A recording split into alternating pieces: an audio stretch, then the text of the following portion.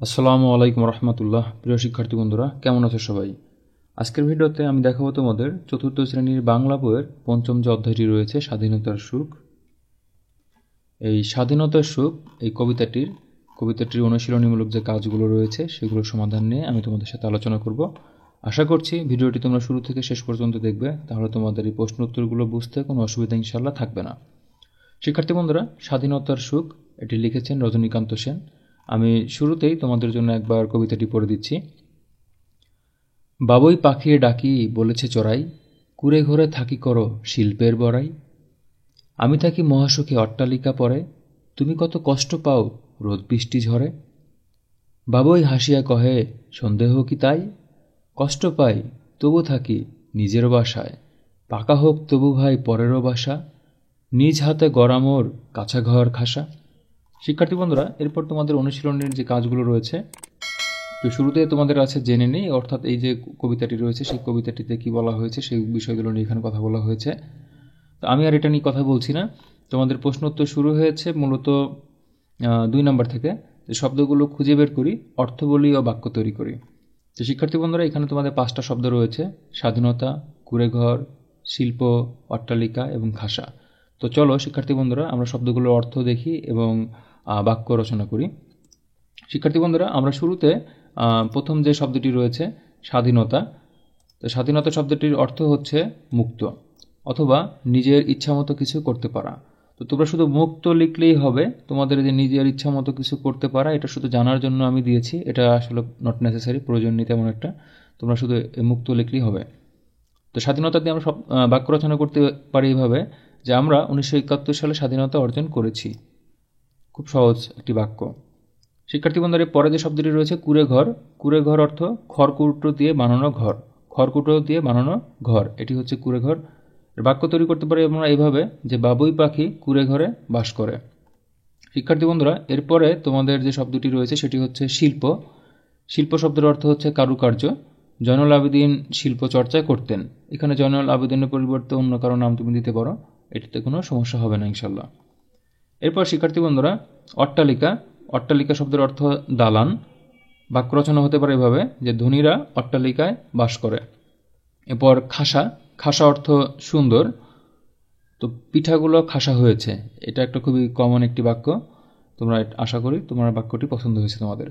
তো শিক্ষার্থী বন্ধুরা, এই ছিল তোমাদের 2 নম্বরে যে শব্দের অর্থগুলো, সেই শব্দের অর্থগুলো আমরা বের করলাম এবং বাক্য রচনা করলাম। এরপর শিক্ষার্থী বন্ধুরা, 3 নম্বরে রয়েছে, দেখো তোমাদের এখানে যে শব্দ দিয়ে শূন্যস্থান পূরণ করি। তো এখানে তোমাদের 5টা শূন্যস্থান রয়েছে, চলো আমরা শূন্যস্থানগুলো পূরণ করি। তো প্রথম যে শূন্যস্থান সেটি হচ্ছে ক নম্বর, কুঁড়ে ঘরে থাকি করো শিল্পের, এখানে কি হবে, বড়াই হবে, তাই না? এরপর খ নম্বর, আমি থাকি মহাসুখে ড্যাশ পরে, কি হবে, অট্টালিকা পরে, তাই না? এরপর গ নম্বর, বাবুই হাসিয়া কহে ড্যাশ কি তাই, এটা কি হবে, সন্দেহ কি তাই, তাই না? এরপর ঘ নম্বর, কষ্ট পাই তবু থাকি ড্যাশ বাসায়, কার বাসায়, নিজের বাসায়, তাই না? এরপর উম নম্বর, নিজ হাতে গড়া মোর কাঁচা ঘর খাসা, তাই না? তো শিক্ষার্থী বন্ধুরা, এভাবে কিন্তু খুব সহজে তোমরা 5টা শূন্যস্থান পূরণ করতে পারো। আশা করি তোমরা শূন্যস্থান পূরণগুলো বুঝতে পেরেছ। এরপর শিক্ষার্থী বন্ধুরা, তোমাদের রয়েছে বিপরীত শব্দ বলি ও লিখি, তাই না? দেখো তোমাদের এখানে 5টা শব্দ দেওয়া আছে, শব্দগুলোর আমরা বিপরীত শব্দ দেখব। তো শিক্ষার্থী বন্ধুরা, চলো আমরা দেখি। আমরা দেখো এখানে যে 5টা শব্দ অর্থ রয়েছে, যে সুখ, সুখের বিপরীত শব্দ হচ্ছে দুঃখ। কষ্ট, কষ্টের বিপরীত শব্দ আনন্দ হয়, সুখও হয়। আচ্ছা, এরপর পাকা, পাকা শব্দের বিপরীত শব্দ হচ্ছে কাঁচা। এরপর স্বাধীনতা, স্বাধীনতা শব্দের বিপরীত শব্দ হচ্ছে পরাধীনতা। এরপর খাসা, খাসা অর্থ সুন্দর আর রদ্দি অর্থ খারাপ। খাসা শব্দের বিপরীত শব্দ হচ্ছে রদ্দি। তো শিক্ষার্থী বন্ধুরা, এই ছিল তোমাদের 5টি বিপরীত শব্দ। এরপর শিক্ষার্থী বন্ধুরা, দেখো তোমাদের এখানে সাজিয়ে লিখি। এখানে 5টা বাক্য এলোমেলো করে দেওয়া আছে, যেমন থাকি কুঁড়ে ঘরে করো বড়াই শিল্পে। তাহলে এটা তোমরা বুঝতেই পারতেছো যারা কবিতাটা পড়েছো, যে কুঁড়ে ঘরে থাকি করো শিল্পের বড়াই, তাই না? এরপর শিক্ষার্থী বন্ধুরা, তোমাদের খ নম্বরে দেখো, বাসায় কষ্ট থাকি পাই তবু নিজের, তাই না? তাহলে কষ্ট পাই তবু থাকি নিজেরও বাসায়, এটা এই লাইনটা হবে, তাই না? এরপর শিক্ষার্থী বন্ধুরা, গ নম্বর যেটি আছে দেখো, যে বাবুই চড়াই ডাকি পাখিরে বলিছে, তাই না? তাহলে বাবুই চড়াই ডাকি পাখিরে বলেছে, অর্থাৎ কী হবে? বাবুই পাখিরে ডাকি বলেছে চড়াই, তাই না? বাবুই পাখিরে ডাকি বলিছে চড়াই, গ নম্বরের উত্তর হবে এটা। এরপর ঘ নম্বর, মোর নিজ ঘর খাসা হাতে গড়া কাঁচা, তাই না? তাহলে এটার আমরা সাজিয়ে লিখলে কী পাচ্ছি? নিজ হাতে গড়া মোর কাঁচা ঘর খাসা, তাই না? দেখেছ শিক্ষার্থী বন্ধুরা কতটা সহজ। এরপর রয়েছে মহাসুখে আমি অট্টালিকা থাকি পরে। তাহলে কী হবে? আমি থাকি মহাসুখে অট্টালিকা পরে, তাই না? তাহলে আমি থাকি মহাসুখে অট্টালিকা পরে। তো শিক্ষার্থী বন্ধুরা এটাই ছিল 5 নম্বরে সাজিয়ে লেখার যেগুলো, সেগুলো আশা করি তোমরা বুঝতে পেরেছ। এরপর শিক্ষার্থী বন্ধুরা 6 নম্বরে অর্থাৎ 21 নম্বর পৃষ্ঠায় তোমাদের 6 নম্বরে রয়েছে 5টা প্রশ্নের উত্তর। ক নম্বরে বলছে দেখো যে চড়াই বাবুইকে ডেকে কি বলে, তাই না? তাহলে চড়াই বাবুইকে ডেকে কি বলে? আমরা যদি প্রশ্নের উত্তরগুলো দেখি, তাহলে চড়াই বাবুইকে ডেকে বলছে যে সে অট্টালিকায় মহাসুখে আছে। সে মানে কে? চড়াই, তাই না? চড়াই হচ্ছে মহাসুখে আছে, আর বাবুই কি করছে? কুঁড়ে ঘরে থেকে শিল্পের বড়াই করছে, অথচ রোদ বৃষ্টি ঝড়ে সে অনেক কষ্ট করে, তাই না? তাহলে এই কথাগুলোই কিন্তু হচ্ছে চড়াই বাবুইকে ডেকে বলছে। এরপর শিক্ষার্থী বন্ধুরা খ নম্বর, যে বাবুই পাখি কষ্ট পায় কেন? তাহলে বাবুই পাখি কষ্ট পায় কেন, এটা কি হবে? যে বাবুই পাখি ঘর বনে কি দিয়ে? খড়কুটা দিয়ে। কোথায় বনে? গাছের ডালে, তাই না? তাহলে আমরা লিখবো এইভাবে যে বাবুই পাখি ঘর বনে খড়কুটা দিয়ে গাছের ডালে, সে রোদে পড়ে, সে বাসা মানে সে বাসা বলতে কোন বাসা? বাবুই পাখির বাসা। তাহলে সে বাসা রোদে পড়ে বৃষ্টিতে ভেজে আর ঝড়ে কি হয়? ভেঙে যায়, তাই সে কষ্ট পায়, তাই না?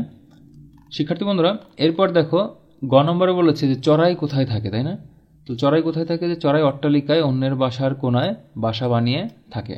অন্যের বাসা বলতে কার বাসা? এটা মানুষের বাসা, বা হচ্ছে বড় যে গাছগুলো রয়েছে সে গাছের কুটুরিতে থাকে, অর্থাৎ অন্যের বাসায় থাকে, নিজে বাসা বানাতে পারে না। এরপর শিক্ষার্থী বন্ধুরা ঘ নম্বরে যেটি বলেছে যে কার ঘরটি খাসা। তো শিক্ষার্থী বন্ধুরা তোমরা জানো যে বাবুই পাখির ঘরটি খাসা। তাহলে দেখো আমরা এইভাবে লিখবো উত্তরটা, যে বাবুই পাখির ঘরটি তার কাছে খাসা, কারণ সেটি সে নিজে তৈরি করেছে, তাই না? তাহলে বাবুই পাখি যেহেতু নিজের বাসা নিজে তৈরি করেছে, সেজন্য বাবুই পাখির কাছে তার নিজের বাসাটি খাসা বা সুন্দর। এবার ১ নম্বর, যে কষ্ট পেলেও বাবুয়ের মনে দুঃখ নেই কেন, তাই না? কষ্ট পেলেও বাবুয়ের মনে দুঃখ নেই কেন? কারণ হচ্ছে কষ্ট পেলে বাবুই পাখির মনে কষ্ট নেই।